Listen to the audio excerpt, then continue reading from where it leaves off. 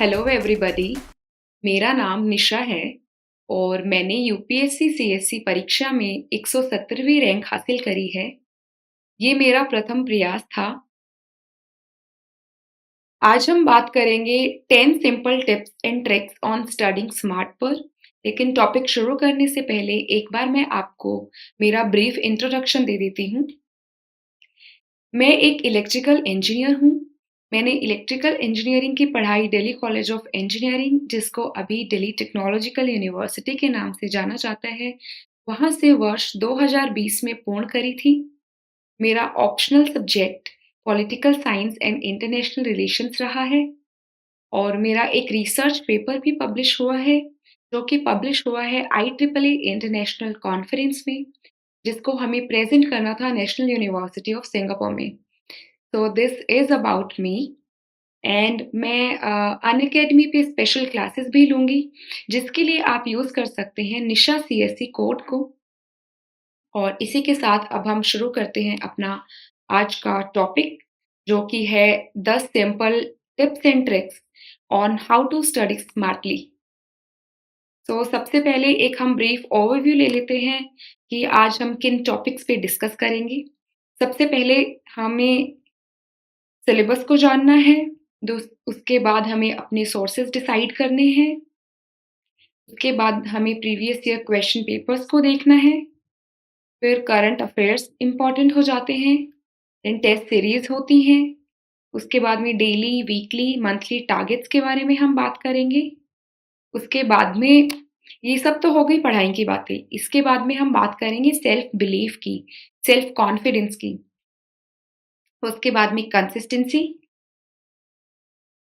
Positive atmosphere, and then lastly we would discuss about simplistic or minimalistic approach and how to clear exam with this approach. So friends, let's just get started. तो हम आते हैं slide number 1 पे। Familiarity with syllabus. So what does this mean? Familiarity with syllabus का मतलब होता है कि जिस भी दिन आप डिसाइड कर लें कि आपको यूपीएससी सीएससी परीक्षा की तैयारी शुरू करनी है और उसके एग्जाम के लिए आपको अपियर होना है, तो सबसे पहला जो आपका कर्तव्य बनता है as a student is to get familiarised with the syllabus. आप क्या करें, यूपीएससी की साइट पर जाएं और उस पे आप सबसे पहले तो सिलेबस डाउनलोड करें। अब उसमें सिलेबस होगा प्रीलिम्स का, मेंस का एंड इंटरव्यू का। अब प्रीलिम्स में बहुत ही कम शब्दों में उन्होंने मेंशन कर रखा है कि अ जैसे कि कुछ-कुछ हिस्ट्री का एंड जो रीसेंट हैपनिंग्स हैं एंड जो इम्पोर्टेंट इवेंट्स हैं, वो सब करने हैं। उसके बाद में मेंस में उन्होंने सारे पेपर्स का सिलेबस बता रखा है, जिसमें आता है आपके अ जनरल स्टडीज़ के पेपर्स आ जाएँगे, फिर उसी में आपका एथिक्स का पेपर आ जाएगा, देन आपके एसे का सिलेबस है, देन ऑप्शनल सब्जेक्ट्स जो डिफरेंट-डिफरेंट होते हैं, उनका सिलेबस भी है। तो सबसे पहले तो आप सिलेबस को पढ़ें अच्छे से और उसमें जानें आप कि सिलेबस में क्या-क्या मेंशन्ड है एंड क्या ये आपको लगता है कि because a, although it's quite bitter a truth, but it's also a truth कि ये जर्नी काफ़ी बार ऐसा होता है कि बहुत लंबी हो जाती है कुछ लोगों के लिए। तो आप देखिए सिलेबस देख के कि आपको लगता है कि आप अगर गॉड फॉरबिड बट अगर आपका फर्स्ट अटेम्प्ट या सेकंड अटेम्प्ट में नहीं हुआ, तो क्या आप उसको कंटिन्यू कर पाएँगे? क्या आप इस जर्नी में सस्टेन कर पाएँगे? So this is the importance of going through syllabus paper. Moreover, अगर आपको लड़ाई के लिए किसी मैदान में उतरना है एंड अगर आपको यही नहीं पता कि हथियार कैसे चलाते हैं एंड कौन से वेपन्स को आपको यूज़ करना है, तो कोई फ़ायदा नहीं है मैदान में उतरने का, उसमें संभवतः आपकी हार ही होगी। सो syllabus is the first weapon you should be thorough and clear with. तो आप सिलेबस को पढ़िए। This is very important and this is the first step of your journey towards UPSC. आप ये भी कर सकते हैं कि आपने जो भी प्रिंट आउट निकाला है, उसको आप अपनी स्टडी टेबल के साइड में लगा लीजिए या कहीं साइड में रख लीजिए कि जब भी आप कुछ भी पढ़ें, कोई भी सब्जेक्ट पढ़ें, तो एक बार जैसे आपने पॉलिटी उठाया, तो उससे पहले आप पॉलिटी का सिलेबस देख लीजिए। जैसे आपने इकोनॉमी उठाया, तो आप इकोनॉमी का सिलेबस देख लीजिए। इसी तरीके से जैसे अगर आपको ऑप्शनल पढ़ना है, तो ऑप्शनल में तो खासकर अ, ऑप्शन वैसे तो सभी पेपर्स में सिलेबस इम्पोर्टेंट होता है, बट सिंस ऑप्शनल के 2 पेपर होते हैं एंड वो हमारी रैंक डिसाइड करने में काफ़ी एक महत्वपूर्ण रोल प्ले करता है, तो आप ऑप्शनल के सिलेबस को बिल्कुल अच्छे से रट लीजिए, आई वुड से रट लीजिए एंड उसी हिसाब से आप जब भी अपना ऑप्शनल पढ़ें, तो सिलेबस के अकॉर्डिंग आप अपने टॉपिक्स कवर अप करिए। सो ये हो गया सिलेबस की बात। अब अगर हम आए तो इसके बाद हमें क्या करना है? अब सिलेबस तो हमने जान लिया।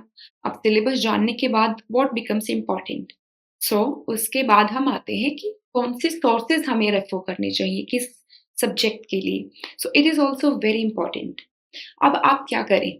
जैसे आपने सारा सिलेबस देख लिया, अब आप अपना एक लिस्ट बनाइए, जिसमें आप अलग-अलग मेंशन करिए। अब जैसे मैं आपको एक बार सारा बताती हूँ कि मैंने क्या किया। तो इसमें से जो भी आपको सूटेबल लगे और जो आपको लगे कि अ, आपको सही लगे पढ़ने में, आप वो करिए, बाकी आप डिस्कार्ड कर दीजिए। सो अब सोर्सेज़ में जैसे अगर हम आए, तो सबसे पहले तो हम अगर स्टैटिक सिलेबस एंड सोर्सेज़ की बात करें, तो क्या होगा?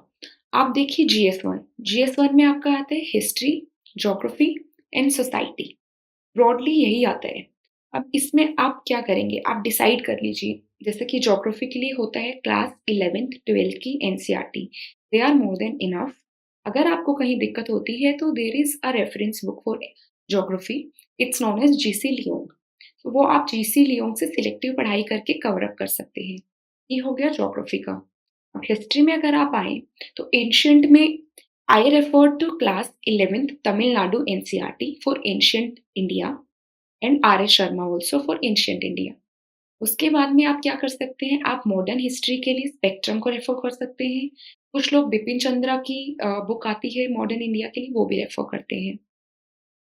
देन पोस्ट इंडिपेंडेंस के लिए अगर मैं बात करूँ, तो मैंने एक डॉक्यूमेंट्री देखा था which is available free of cost on YouTube and उसका नाम है प्रधानमंत्री।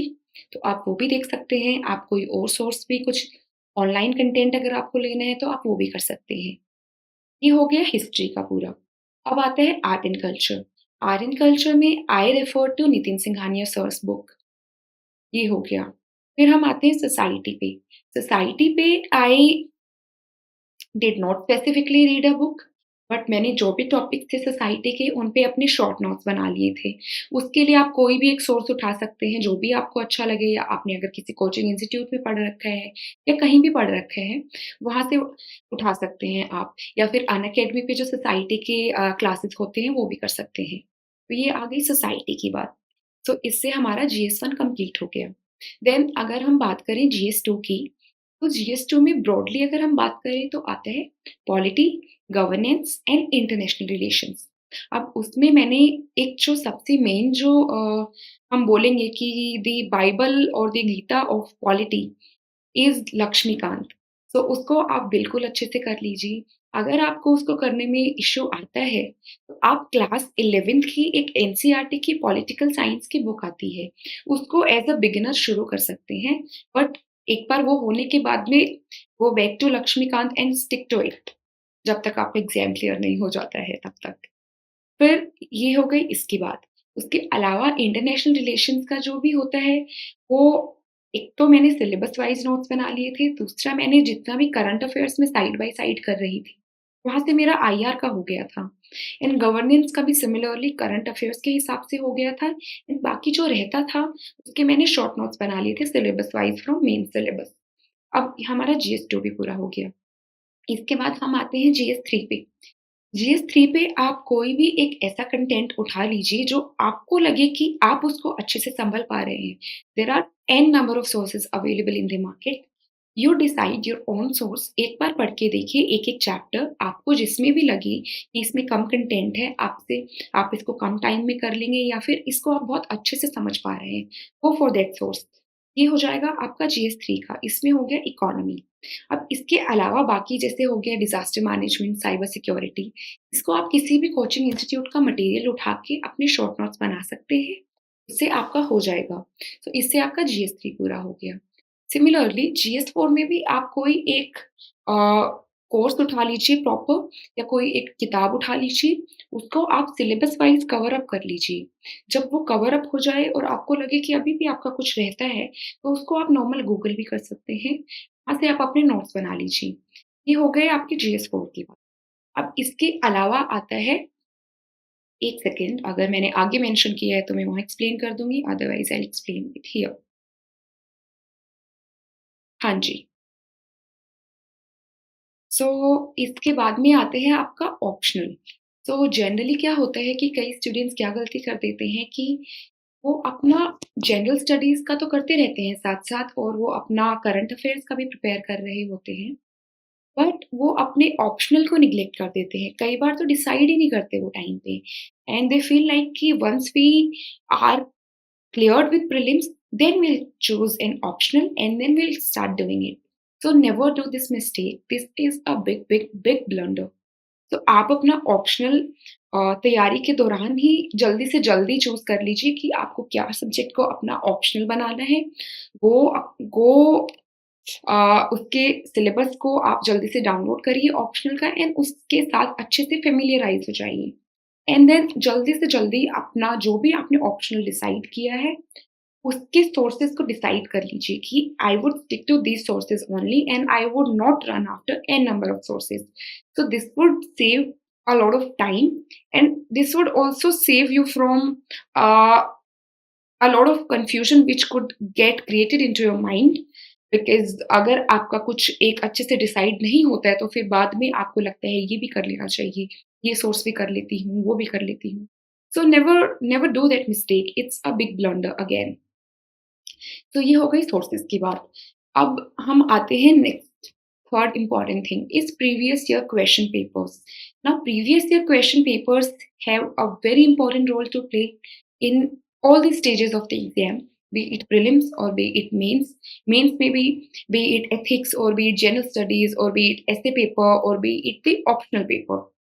तो आप अपना सबसे पहले तो आप लास्ट 5 इयर्स के प्रीलिम्स के प्रीवियस पेपर्स उठाइए और उसमें आप देखिए कि यूपीएससी किस तरीके के सवाल पूछता है। उससे आपको समझ आ जाएगा एक थोड़ा-थोड़ा कि एंड उसमें भी बेटर होगा अगर आप सब्जेक्ट वाइज़ क्वेश्चन का कंपाइलेशन खरीद लें। तो ये आपको मार्केट में काफ़ी बुक्स मिल जाएँगी इससे अवेलेबल। आप ऑनलाइन डाउनलोड भी कर सकते हैं बट उसमें आपको सेग्रीगेट करना पड़ेगा तो उसमें आपको थोड़ा-सा एनर्जी लगाना पड़ेगा। फिर आप देखिए कि यूपीएससी किस तरीके से सवाल पूछता है और कैसे होते हैं। अभी ये आप पहले भी देख सकते हैं जस्ट अ मिनट। ये आप पहले भी देख सकते हैं या फिर ये आप साइड बाय साइड वो जो आपने सोर्सेज़ डिसाइड किए हैं, उनको पढ़ते-पढ़ते साइमल्टेनियसली आप जैसे आपने कोई भी टॉपिक किया या कोई सब्जेक्ट कवर अप कर लिया, जैसे आपने मान लीजिए आपने हिस्ट्री कर लिया, मॉडर्न इंडिया कर लिया। अब आप मॉडर्न इंडिया के क्वेश्चंस में जा सकते हैं, आप देख सकते हैं। आपको समझ आ जाएगा कि यूपीएससी किस तरीके के सवाल पूछता है। अब ऑल्दो यूपीएससी सवाल तो रिपीट नहीं करता, बट एक तरीका आपका बन जाएगा। You will cultivate your own way of studying and solving the question papers, so that would be relevant for you. तो आप ये करिए। तो इससे आपको आइडिया हो जाएगा कि what topics are important, what are the topics which are highlighted and emphasised more upon by the UPSC. इससे आपको ये पता चल जाएगा। ये हो गया प्रीलिम्स की बात।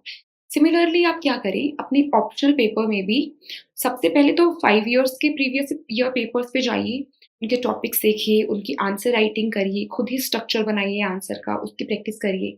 फिर एक बार वो कंप्लीट हो जाता है तो आप जैसे पिछले 10 इयर्स के, फिर 20 इयर्स के, वो जैसे-जैसे आपकी तैयारी स्ट्रॉन्ग होने लगेगी, वैसे-वैसे आप पीछे के पेपर्स भी देखना शुरू कर दीजिए। तो इससे आप क्या होगा कि आप भटकेंगे नहीं, आप एक राइट ट्रैक पे चल रहे होंगे हमेशा। और आप बिल्कुल सिलेबस के अराउंड स्टिक कर रहे होंगे। ऐसा नहीं होगा कि आपने कुछ इर्रेलेवेंट या अननेसेसरी है वो पढ़ लिया है और आपका अब तो टाइम भी खराब हो गया है एंड इसका कुछ ये कहीं यूटिलाइज़ भी नहीं हो पाएगा। तो इसलिए प्रीवियस ईयर क्वेश्चन्स बहुत इम्पोर्टेंट हो जाते हैं। सिमिलरली ऐसे में भी आप जैसे जाइए, आप देखिए कि यूपीएससी किस तरीके से ऐसे पूछता है। उससे आपको समझ आ जाएगा कि हर साल कुछ थीम्स होती हैं जो कि रिपीट होती है हर बार, जैसे कि विमेन का हो गया या फिर अनएम्प्लॉयमेंट का हो गया, साइंस एंड टेक का हो गया, इंटरनेशनल रिलेशंस का हो गया, हेल्थ एंड एजुकेशन का हो गया, social issues in the society है उनका हो गया, या फिर अपने जो पॉलिटिकल इंस्टीट्यूशंस हैं जैसे कि डेमोक्रेसी हो गया या फिर पंचायती राज इंस्टीट्यूशंस हो गया, ये सब हो गया। तो आप इन सब का करिए, ये सब अच्छे से समझ लीजिए एंड उनके हिसाब से आप अपने नोट्स बनाइए या फिर आप जैसे आपने आपको समझ आ गया है कि ये सब थीम्स होती हैं, अब आप करंट में भी या स्टैटिक में कुछ भी पढ़ेंगे तो you would be able to connect that thing with the theme of the topic और with the theme of the essay और विद द क्वेश्चन पेपर। तो आप एक लिंकेज बिठाना शुरू कर देंगे जो कि आपको बहुत फ़ायदेमंद रहेगा। तो ये हो गई ऐसे की बात। अब इसी तरीके से आप जनरल स्टडीज़ के भी पिछले 3-4 साल के पेपर्स देखिए, एथिक्स का भी देखिए एंड इससे आपको समझ आने लग जाएगा कि यूपीएससी किस तरीके से क्वेश्चन्स पूछती है या फिर आपको आपकी तैयारी किस दिशा में रखनी है। तो ये हो गई प्रीवियस ईयर क्वेश्चन पेपर्स की बात। अब हम बात करते हैं करंट अफेयर्स के लिए। Now current affairs are as important as static syllabus or static sources are important. So never ever ignore current affairs because they are they do form a backdrop for this entire journey or the preparation. तो आप current affairs को कभी भी easy मत लीजिए। इसके लिए अब आप क्या कर सकते हैं, एक तो आप जैसे न्यूज़पेपर पढ़िए, आप न्यूज़पेपर पढ़ सकते हैं। अब वो हिंदू, एक्सप्रेस आप अपनी कन्वीनियंस के हिसाब से कुछ भी कर सकते हैं। उसके अलावा आप कोई भी एक मंथली मैगज़ीन उठा लीजिए। वो आप विज़न का भी उठा सकते हैं, वो अनअकैडमी का भी आप ले सकते हैं या आपको जहाँ भी आपको लगे कि आपको ईज़ है उसको पढ़ने में और आपको कन्वीनिएंट लग रहा है, सो आप वो कर लीजिए एंड उसको साइमल्टेनियसली अपनी तैयारी के दौरान उसको रिवाइज़, री-रिवाइज़ एंड उसका एकदम होता है ना कि आप बिल्कुल क्रिस्टल क्लियर हो जाए आपके दिमाग में, तो आप करंट अफ़ेयर्स भी करते रहिए। अब ये सब्जेक्ट वाइज़ आएगा, जैसे कि 1 महीने का पूरा पॉलिटी में क्या हुआ, इकोनॉमी में क्या हुआ, एनवायरनमेंट में क्या हुआ। अब उसको आपको समझ आने लग जाएगा और साइड बाय साइड आप स्टैटिक तो अपना कर ही रहे हैं। तो आपको एक लिंकेज बिठाना आ जाएगा कि अगर कोई क्वेश्चन आता है करंट का, तो उसपे आप स्टैटिक का कंटेंट कैसे लिखेंगे? फिर स्टैटिक का आता है, तो उसको आप करंट से कैसे रिलेट करेंगे? तो it would make things easy for you. And it would also make things nicer for the examiner. जब एग्जामिनर पढ़ेंगे कोई स्टैटिक का क्वेश्चन है, उसमें आपने करंट के भी एग्जाम्पल्स दिए हैं, तो it would leave a very good impression of you on the examiner and it could help you fetch half of marks more in every question and ये आधे आधे मार्क्स अगर हर क्वेश्चन में अगर आप लेने लग गए तो ओवरऑल ये बहुत अच्छा स्कोर एक हो जाएगा जिसकी वजह से आप लिस्ट में भी आएंगे, आपकी रैंक भी अच्छी आएगी। So this is about current affairs. अब करंट अफेयर्स में एथिक्स का भी होता है, उसको भी कभी इग्नोर मत करिए, वो भी करते रहिए। करंट अफेयर्स को आप अपने ऑप्शनल के साथ भी लिंक कर सकते हैं। तो current affairs are very important, वो मेंस में भी काम आएंगे, वो आपके प्रीलिम्स में भी काम आएंगे। ये हो गया। अब हम बात करें तो नेक्स्ट स्टेप क्या होगा? अब आपने सिलेबस भी देख लिया, सोर्सेज़ भी डिसाइड कर लिया, उनको पढ़ भी लिया, प्रीवियस ईयर क्वेश्चन पेपर्स भी देख लिया, आप करंट अफेयर्स भी कर रहे हैं। अब you need something to analyse that where do you stand in this preparation? आप कहाँ खड़े हैं? आपकी तैयारी कितनी है? आप सही ट्रैक पे हैं या नहीं हैं? आपको कितना और मेहनत करना है या कितना और ज़्यादा पढ़ना है? या कितनी क्या चीज़ आप पढ़ के भी बार-बार गलत कर रहे हैं या उसको आप नेग्लेक्ट कर रहे हैं। उसके लिए you can subscribe to any of the test series available and उससे आप जैसे आपने आज कुछ एक टॉपिक कवर किया या आपने एक किताब खत्म कर दी, एक सब्जेक्ट खत्म किया, तो आप उसके लिए सेक्शनल टेस्ट लगा सकते हैं। अब ये प्रीलिम्स में भी है और ये मेंस में भी है। आप टेस्ट लगाइए, उससे आपको समझ आएगा कि आप जैसे फॉर एग्ज़ाम्पल आपने कोई प्रीलिम्स का हिस्ट्री का टेस्ट लगाया, अब उसमें आपके कुछ क्वेश्चन्स गलत हो रहे हैं। अब what you do is you analyse those questions, उनको आप हाइलाइट कर लीजिए उन टॉपिक्स को जो आप गलत कर रहे हैं। अब आप ये मत देखिए कि क्या क्वेश्चन गलत हुआ है और बस उसी का आंसर जान लिया एंड बस I am done. No, this is not the right way to study. अब आप क्या करिए, आपका जितना भी वो गलत हो रहा है, उस टॉपिक को आप आपने जो भी स्टैंडर्ड सोर्स यूज़ किया था, वहाँ से उसको पूरा होलिस्टिकली दोबारा पढ़िए। इतना अच्छे से पढ़िए कि नेक्स्ट टाइम आप उसका कोई भी टेस्ट लगाएँ, तो उस टॉपिक से तो एटलीस्ट आपका कोई क्वेश्चन गलत नहीं होना चाहिए। तो आप ये करिए। सिमिलरली आप मेंस में भी जब आंसर राइटिंग करेंगे once you done at least once with your syllabus, तो आप थोड़ा-थोड़ा बेसिक आंसर राइटिंग स्टार्ट कर सकते हैं। आप 1.5 घंटे वाले सेक्शनल टेस्ट शुरू कर सकते हैं। आप टॉपर्स की आंसर कॉपीज़ भी पढ़ सकते हैं या आप अपने मेंटोर्स को भी फॉलो कर सकते हैं। इससे आपको थोड़ा-सा जो आंसर राइटिंग का हैबिट है वो आप कल्टीवेट करना शुरू कर देंगे। So this would would help you after prelims a lot. इससे आप अपना टाइम कंज़र्व कर पाएँगे एंड आप अच्छे से आपको ईज़ रहेगा आंसर लिखने का क्योंकि आपने बेसिक-बेसिक तो कर ही लिया है। तो ये होता है टेस्ट सीरीज़ का रोल। अब ऑल्दो टेस्ट सीरीज़ से डायरेक्टली कोई क्वेश्चन आए या ना आए, बट आपको एक तरीका आ जाएगा कि प्रीलिम्स में आपको कैसे क्वेश्चन्स लगाने हैं, कौन-सा ऑप्शन चूज़ करना है, कैसे एलिमिनेट करना है। So it comes with practice. I would say मैंने अपने प्रीलिम्स से पहले अराउंड 60 मॉक टेस्ट लगाए थे एंड मैंने अराउंड 40 मार्क्स से शुरू किया था एंड लास्ट तक मेरा 100 करके कुछ आने लग गया था। एंड इन फैक्ट प्रीलिम्स में भी मेरा my score is around 103 which is one of the good scores because the cut off was around 90 marks. तो ये आया मुझे प्रैक्टिस की वजह से, मैंने टेस्ट सीरीज़ लगाया उसकी वजह से। ये करिए। फिर टेस्ट सीरीज़ के बाद आप क्या करेंगे? अब ये भी हो गया। अब आप एक बार थोड़ा-सा आपने अपनी तैयारी थोड़ी-सी आपकी सही सही होना शुरू हो गई है। अब आप अच्छे से ऑर्गनाइज़ कर सकते हैं इसको। शुरू-शुरू में तो थोड़ा ऐसा लगता है कि रॉ प्रिपरेशन है, समझ नहीं आ रहा, everything seems so scattered and लगता है कि कुछ हो ही नहीं रहा, कुछ याद नहीं हो रहा। But it's very natural. It happens with everybody, B it AIR1 or be it anyone in the list or even the people who have unfortunately not qualified the exam। ये सबके साथ होता है, so don't panic over it. इसकी वजह से ज़्यादा stress मत लीजिए। अब आप क्या करिए, आप अपने डेली टारगेट्स बनाना शुरू कर दीजिए। डेली टारगेट्स हो गया कि when would you wake up, so how would you start your day with, आप कितने घंटे पढ़ेंगे एंड देन आप क्या-क्या करेंगे उस दिन, कैसे ऑप्शनल पढ़ना है, कैसे जीएस करना है या टेस्ट सीरीज़ लगानी है या नहीं लगानी या कोई वीडियो देखना है। सो ये हो गया डेली का। इसी तरीके से आप वीकली अपना प्लान करिए। फिर मंथली टारगेट्स रखिए। अब वन मोर थिंग कि अपने टारगेट्स को इतना रिजिड मत रखना कि अगर नहीं हो पाए तो आपको लगे कि ओहो! नहीं हो पाया या मैं तो बहुत पीछे हूँ। अनरियलिस्टिक गोल्स कभी सेटअप मत करना एंड कभी अगर आपने अगर आपने 10 चीज़ों का टारगेट बनाया है एंड आपसे 8 ही हुई हैं या शुरू-शुरू में अगर 5 भी हुई हैं तो it's exactly it's perfectly alright. इसमें कुछ पैनिक नहीं करना है। वो धीरे-धीरे विद टाइम आप कर लेंगे एंड धीरे-धीरे सब सही होने लग जाएगा। थोड़ा ऊपर-नीचे चलता है। तो never never panic over this thing. उसके बाद क्या करिए, आप अपने ऊपर खुद पे कॉन्फिडेंस रखिए। Confidence is very, very, very important because कई बार ऐसा होगा इस जर्नी के दौरान, आपको काफ़ी ऐसे लोग भी मिलेंगे जो आपको नहीं भी जानते हैं, बस आप उनको इतना पता है कि you are preparing for this exam. तो वो ये भी बोल सकते हैं कि इस एग्ज़ाम में तो सिलेक्शन रेट इतना कम है या आपका कैसे होगा, आपका तो एकेडमिक बैकग्राउंड ही अच्छा नहीं था, आपका कॉलेज अच्छा नहीं है या आपका फैमिली बैकग्राउंड में कोई रहा ही नहीं है जिसने इसकी तैयारी करी है, इन सर्विसेज़ में है। So never ever get bogged down by such comments. Try to ignore them. उनसे बिल्कुल अपने आप को शील्ड कर लीजिए। इन सब से आपको बिल्कुल एक बार अगर आप मैदान में आ गए हैं तो लोग क्या कहते हैं, आई थिंक आपको बिल्कुल फ़र्क नहीं पड़ना चाहिए। आपको फिर खुद पे फ़ेथ, बिलीफ एंड कॉन्फिडेंस होना चाहिए। हाँ, इसके साथ-साथ इतना होना चाहिए कि आप अपना 100% दे रहे हैं। जो अगर आप 100% देंगे तो यही चीज़ आपको आगे आगे तक लेके जाएगी। आपको खुद ये चीज़ इंस्पायर करेगी कि मैंने आज इतना किया है तो this is doable, I can do it. मैं कल भी इतना पढ़ सकती हूँ, मैं कल भी 10 घंटे पढ़ सकती हूँ, कल भी मैं 8 घंटे पढ़ सकती हूँ या 5 घंटे पढ़ सकती हूँ। तो ये आपको ड्राइव करेगी ये चीज़ आपको काफ़ी आगे तक। ये हो गया सेल्फ बिलीफ का। अब देखिए फ्रेंड्स या फैमिली ये होते हैं बट कभी-कभी क्या होता है कि हमें खुद को खुद ही मोटिवेट करना होता है। हमेशा नहीं हो सकता 24/7 कि हमें फ्रेंड्स या फैमिली वाले इंस्पायर या मोटिवेट करेंगे।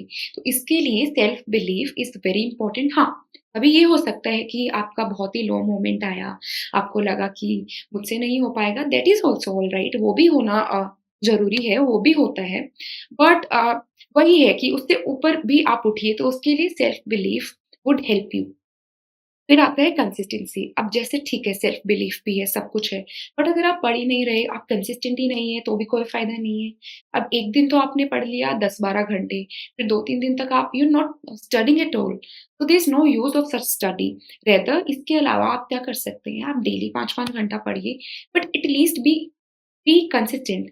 इससे क्या होगा कि आप उसी उसी फ़ेज़ में रहेंगे, उसी तैयारी में रहेंगे, आप डेली कुछ ना कुछ पढ़ रहे हैं।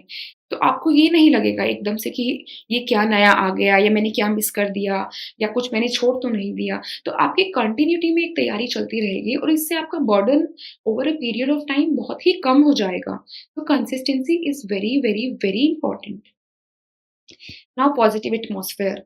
अब पॉजिटिव एटमॉस्फेयर में यही है कि आप अच्छे लोगों से सराउंडेड हैं। अब उसमें कोई भी हो सकता है। It can be your family, it can be your friends, your colleagues, your mentors, your seniors, your juniors और anybody you are any people who you are living with, जहाँ भी आप रह रहे हैं। तो वहाँ पे ट्राई करिए कि आप पॉजिटिव लोगों से सराउंडेड रहें। उससे क्या होता है कि कई बार हमें जितना भरोसा भरोसा खुद पर नहीं होता, उतना हमारे ऊपर लोगों को होता है। जैसे कि मुझे नहीं था इतना भरोसा कि मैं फर्स्ट अटेम्प्ट में कर जाऊँगी, पर मेरी फैमिली को था, मेरे फ्रेंड्स को भी था। क्यों था? क्योंकि I was consistent, I used to put in the hard work every day. मैं अच्छे से तैयारी करती थी, मैं टेस्ट सीरीज़ लगाती थी टाइमली। उन्होंने मुझे देखा था ये सब करते हुए, वो देखते थे। तो इससे क्या होता है कि सामने जो इंसान हमें नोटिस कर रहा होता है, उनको समझ आ जाता है कि हाँ, चांसेस तो हैं कि this person can do it. तो इस वजह से ये लोग भी इम्पोर्टेंट हो जाते हैं। तो वो हमें खुद खुद से ज़्यादा भरोसा देंगे कि yes you can do it, you can do it. अगर अनफॉर्चुनेटली अगर क्वालीफाई नहीं भी हुआ तो भी ये वही लोग होंगे जो हमें हमेशा इंस्पायर करेंगे, मोटिवेट करेंगे। वो हमें बोलेंगे कि नेवर स्टॉप, कीप वॉकिंग, बस आप तो बस चलते जाइए, करते रहिए, सब हो जाएगा। That's why positive atmosphere is very, very important. फिर लास्ट में अगर मैं बोलूँ, तो एक मिनिमलिस्टिक अप्रोच को आप फ़ॉलो करिए। आप हज़ एंड बज़ से ज़्यादा वो मत होइए कि ज़्यादा चार्म मत होना किसी और से कि मेरे इस फ्रेंड ने 10 किताबें खरीद ली या ये पढ़ रहा है, इसने तो ये भी पढ़ लिया, इसने इस इंस्टीट्यूट में एनरोल करा लिया, यहाँ करा लिया, ये भी किया, वो भी किया। I mean n number of resources की नहीं, नेवर डू दैट। अब ये सुनने में तो बहुत ही ईज़ी लगता है कि हाँ, सब बोलते हैं, यही है।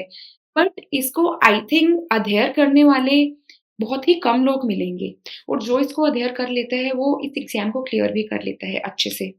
So I think maybe I am not a very good student, but I think my approach was right. My strategy was right. I never ran after n number of resources. मैंने बस शुरुआत में ही अपनी एक लिस्ट बना ली कि इस subject के लिए मैं ये किताब रखूँगी, इसके लिए ये, मैं ये टेस्ट सीरीज़ लगाऊँगी and I will proceed as such. बस हो गया मेरा। उसके बाद में चाहे मुझे कोई भी नोटिफ़िकेशन आए, मेल पे आए, कहीं भी आए कि ये नया कोर्स लॉन्च हुआ है, ये हुआ है, ये करिए, ऐसा करिए, यहाँ से आप करेंगे तो आप बिल्कुल क्लियर कर देंगे एग्ज़ाम, नहीं। Never run after such rumours. इनसे कुछ नहीं होता, इससे आपका टाइम वेस्ट होगा, आपका दिमाग खराब होगा, आपके अ, अननेसेसरी जगह पे आपके एफर्ट्स लगेंगे, एनर्जी लगेगी। तो अपनी अप्रोच को बिल्कुल सिंपल रखिए and always make previous year question papers को बाकी की जो स्टैटिक सोर्सेज़ हैं, करंट अफ़ेयर्स हैं, इनके साथ आप अपनी तैयारी करते रहेंगे सही से तो डेफ़िनिटली आप कर पाएँगे। एंड यही है, इसको फ़ॉलो करिए और जो भी आपको मेरी स्ट्रैटेजी से अच्छा लगता है एंड आपको लगता है कि it would be beneficial for you, तो उसको डेफ़िनिटली करिए और अगर नहीं भी लगता है तो it's okay, it's very normal. हर इंसान की अपनी स्ट्रैटेजी होती है, तो आपको जो सही लगे आपके हिसाब से आप वो करिए। इसी नोट के साथ मैं एंड करूँगी। Thank you so much friends.